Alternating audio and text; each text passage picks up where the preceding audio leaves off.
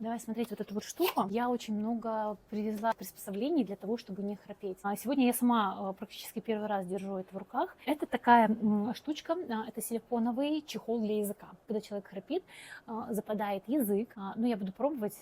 Честно, страшновато засовывать это в рот. Оп.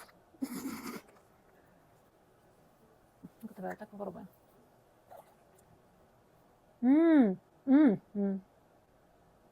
Я чувствую. Ты хочешь сказать, что так можно уснуть? Она хорошо очень присасывается. Она очень мягкая. Она не пахнет. Она вообще не пахнет, у нее нет вкуса. Что я почувствовала? Вот эта вот штука, она присосала мой язык.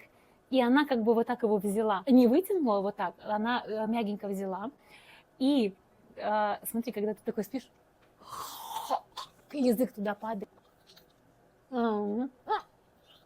Присосала.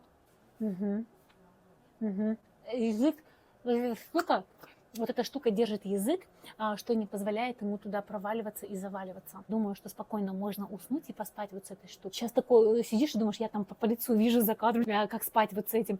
Да, здесь я думаю, что нужна сила привычки, и потом тут уже как бы ты мешаешь окружающим, и когда тот момент, когда западает язык, это небезопасно. Она не будет валяться у тебя где попало, и там и под подушкой, и это самое, потому что у нее есть вот такой чехольчик.